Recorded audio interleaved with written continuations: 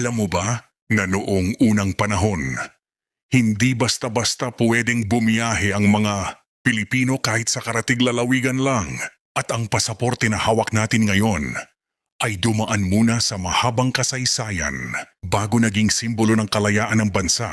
Noong panahon ng pananakop ng Espanya, wala pang passport na tulad ng gamit natin ngayon. Kapag gusto mong maglakbay, kailangan mo munang humingi ng espesyal na pahintulot mula sa mga autoridad. Tinatawag itong travel pass. Pero hindi lahat ay madaling nakakakuha nito. Kadalasan tanging mayayaman, opisyal ng gobyerno, o mga taong may koneksyon lang ang pinapayagang bumiyahe. Ibig sabihin, kontrolado noon kung sino lang ang pwedeng umalis o magpunta sa ibang lugar. Pagdating naman ng mga Amerikano, nagsimulang maging mas organisado ang sistema ng pagkakakilanlan at dokumentasyon sa paglalakbay. Dito unti-unting nabuo ang modernong konsepto ng pasaporte. Pero may isang malaking problema. Hindi pa malaya ang Pilipinas noon.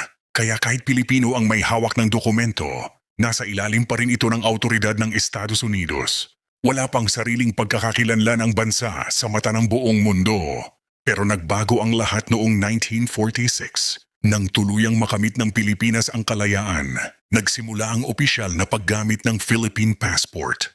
Hindi na ito simpleng papel lang, naging simbolo ito ng pagiging mamamayan ng isang malayang bansa. Habang lumilipas ang panahon, lalo pang naging moderno ang pasaporte. Mula sa simpleng dokumentong papel, nilagyan ito ng espesyal na disenyo, security features, at kalaunan ay microchip upang maiwasan ang pamemeke. At alam mo ba, ang modernong e-passport ngayon ay may naka-embed na biometric information tulad ng litrato, lagda, at iba pang detalye ng may-ari. Kaya kapag ginagamit ito sa airport, mas mabilis at mas ligtas ang proseso ng immigration. Pero higit pa sa paglalakbay, ang pasaporte ay may mas malalim na kahulugan.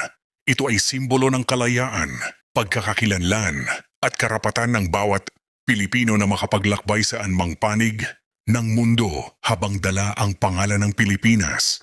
Kaya sa susunod na hawakan mo ang iyong pasaporte, tandaan mo ito. Hindi lang ito simpleng booklet. Isa itong patunay na malaya kang kumatawan sa bansang Pilipinas saan ka man makarating. Kung gusto mo pa ng mga ganitong kwento, follow mo lang ang page para sa mas marami pang history at kaalaman ng mundo.